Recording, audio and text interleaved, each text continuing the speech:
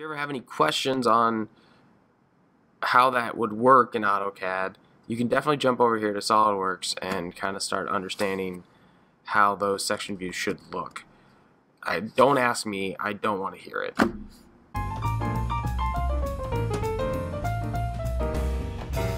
So in the last video we created a full section view. Our cutting line went through the front view and we showed everything that that cutting line intersected with. That isn't always going to be necessary.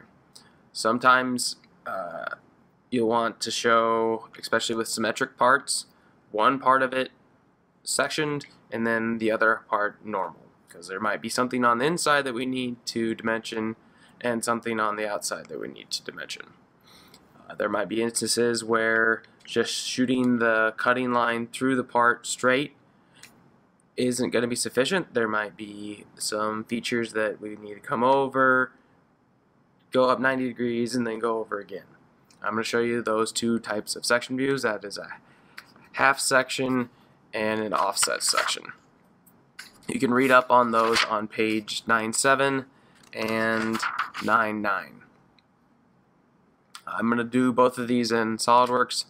The process is just the same as the full for the most part. It's just where you draw, how you draw your section line and what the section view looks like per those section lines. So I'm going to go through two examples in SolidWorks and then I'll stop the video and we'll do the next couple types of section views in the last video. So here's a simple part I'm going to use to show you how to create a half section in SolidWorks. As I create it and get it complete, I'll just kind of talk over how you do the same thing on AutoCAD. It's very simple. It's just drawing your lines and creating your hatched areas off of where that half section line, your section line, cuts through. So I'm going to click on section. And I have an option for half section in the section view. Click there. It has a couple different options for the direction of the half section. I need this one, so I'm going to click here. I'm going to set it to A, and now I have to place it. If I hit the check here, it would just cancel out and nothing would happen. And I can't demonstrate that on this one, but so I'm going to click here and now I can hit check mark. I don't need this one now, so I'm going to delete it. So it automatically, when you're creating these half sections, you have to have a center line. SolidWorks automatically put that in there for us. If you're doing it in AutoCAD, you're going to have to do that manually. So when you're doing this in AutoCAD, you're going to create your cutting plane line like you did in the last video.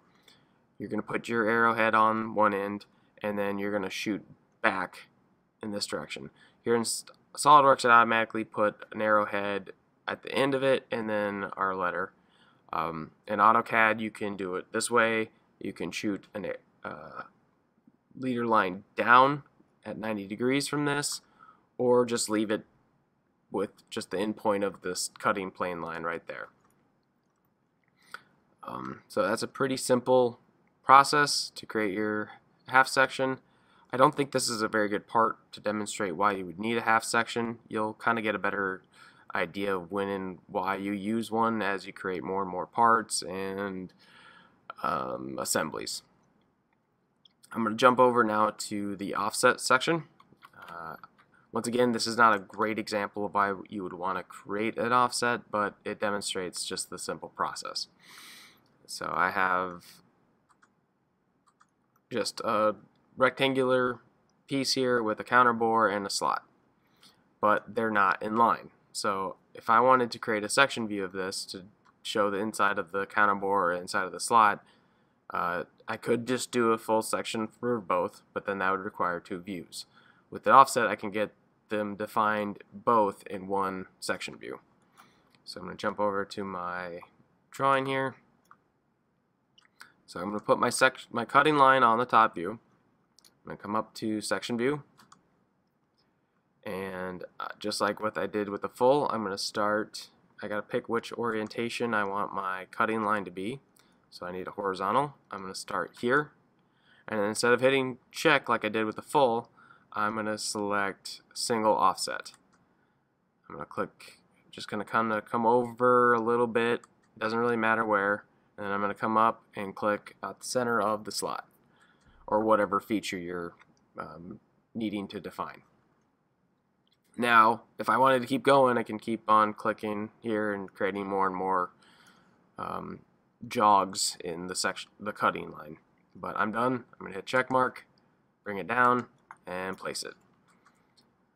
So it's just that simple. Same thing in AutoCAD. You're going to put your lines in, create a 90 up to the feature you need to show, and it's just like the full but offset.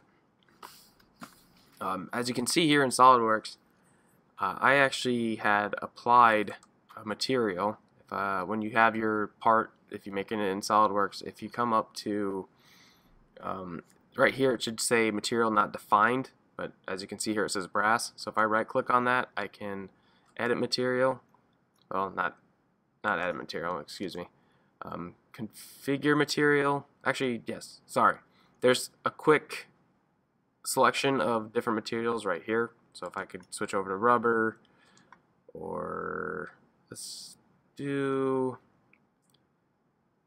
cast alloy steel, and I'll show you that now that I changed that here, it's going to update that hatch type on my drawing automatically. In AutoCAD, you're going to have to manually do that. Find the appropriate hatch pattern and click on your sections to apply that hatching. I think that's all I really need to go over for half and offset sections. I will assign a couple exercises for each of those, and then once you're done with those, you can move on to the last couple of section view types.